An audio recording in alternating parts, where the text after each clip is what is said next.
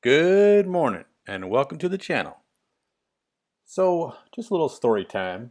Uh, I've I've been a gearhead all my life. I've loved cars ever since I was a kid. Had car posters, car collections in Matchbox and Hot Wheels. I've always loved cars, but I didn't know this until I was in my 20s. I was maybe 24, 25, I don't know, 20, 21, 22 years ago. And a friend of mine showed me how to calculate my horsepower or my horsepower from elapsed time, ET for short, and miles per hour in the quarter mile. You could also vice versa that, so you could take your horsepower, if you knew that, and your weight of your car, and you could determine approximate times for a quarter mile. This was pretty true of all kinds of cars, all kinds of gearing. I don't know how it works exactly. I just know that there's calculations. This is before the internet was in every household. I don't even think I had an internet in my house. So he had some sort of a calculator. I believe it was some sort of a slide or something like that that showed where you put the slide at. It would show your car weighs this amount, it has this much horsepower, it will approximately do this in the quarter mile. So it was kind of interesting. I'd never seen it before, like I said. And now we have the internet for this. So I'm on Wallace Racing for their automotive calculators, and he has quite a few of calculators on here. On the left-hand side, you can see all kinds of calculators related to quarter mile times. On the right-hand side, gears, RPM calculators. And you can use that also for things like pickups and things. If you want to put a bigger tire on, you want to see what your actual speed is rather than what your speedometer is showing, you can do the correction based on that. But it would also work for things like drag tires and things. So these are just, these were prior to GPS based speedometers. Now we have those. But it's just an option for things that need to be changed for speedometers, things like that. Anyways, there's also other calculators here. I imagine builders could use these. I don't understand all this. It'd be interesting too. I should have probably majored in and become an engineer, but I didn't know. I was young.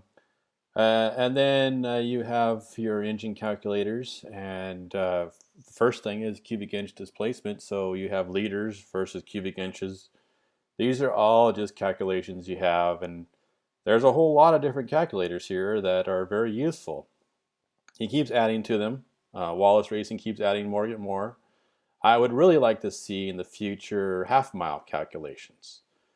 Uh, so let me give an example of a calculator. Let me just use the horsepower weight calculator. So let me go here to this calculator right here. So here we go. When I was stage 2 E70 tune on my TTRS, I had stock wheels and tires, full weight. I didn't take any weight out. I basically drove to the track, and then I did a quarter mile and had a lot of fun doing it. That was first time on a prepped quarter mile, which was pretty awesome. I didn't spin. Didn't have enough power yet to spin, even though all-wheel drive it still can spin, right? So my ET that day, it was a 10.850, and my miles per hour was 126.02, and my weight, it was again stock TT. So stock TT is 3,300 pounds. Oh, I'm sorry, 3,300 pounds plus I weigh 215. So the car was pretty close to full of fuel. And it says here in the calculation right here, weight as is the car sits on the line. So I weigh 215. So car is 3,300 pounds. I weigh 215, 3515. And let's calculate this. Now again, I'm stage 2 E70 tune. This is custom code tuning. So according to Hank's dyno, that was making around 480 horsepower or so, 475, 480, 45 in that range.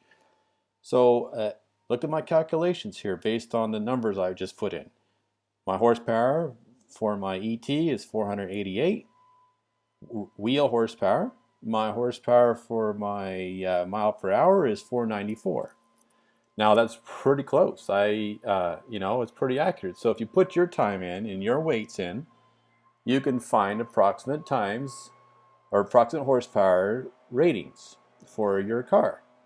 Dynos don't always tell the truth, so it's good to know if a dyno's being very accurate or not, or if it's been used to be to show that it's happy dyno showing a high horsepower and it's not making that much horsepower, or maybe it's being a very conservative dyno. So real world experience and real world results show actual numbers. So let's go back to calculators. I want to show another thing. I'm going to take that same ET and example because that day was very hot. So my ET in the quarter, again, this is a high DA, so density altitude is what DA stands for. So my quarter mile, again, ET was 10.850. Oops, 10.850. And my speed, 126.02. And the DA that day was 3,260 feet. So a high DA, right? Now at sea level, my approximate time would have been a 10.56 at 129. Again, that was stock TT, stock intake. Didn't do anything to the intake. All I had was downpipe. I had intercooler and a stage 2 tune with E70 mix in it.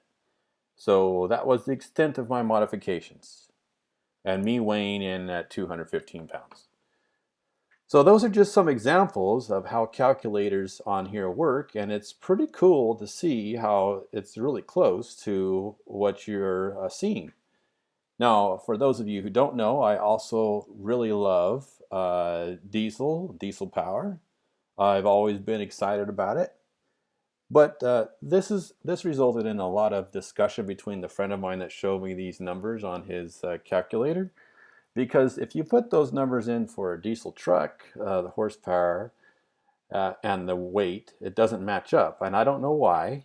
I would really like some help on that. I wish somebody could tell me the reasons why. Again, I'm not an engineer, so I would like to see some explanation of why these horsepower numbers found in a truck listing, diesel doesn't spin to 5,252 RPMs mostly. I mean, maybe a small diesel does, but hardly ever does a truck diesel spin that high. And so that is a crossover point of horsepower and torque. So that could be a possibility that they just don't make the power because they don't have the RPMs to make the power, but they have the massive torque numbers, because a diesel will make substantially more pound-feet of torque than it makes a horsepower, and a gas engine is usually opposite. It will make more horsepower than it makes torque. So I'd really like to know, maybe that's the deciding factor of why it is the way it is, but I do know that a diesel does not make the power or does not calculate out on one of these calculators. So anyways, these are things that are interesting to me, have been interesting for years. Like I said, I learned this over 20 years ago. And so it's been a lot of fun exploring, and it's even more fun now because the internet allows you to just input this information and get some cool results and see what your actual horsepower is. You can also, if you have a accurate rating for your horsepower, you can actually put that in there, and then you can find out approximately your elapsed time in mile per hour. So I hope this is helpful, and I'd really like your input, and we can discuss this any way you like. You can reach me on social media, or just reach out. I'd be happy to talk about it. It's kind of fun to discuss. Thanks for watching, and talk to you on the next one.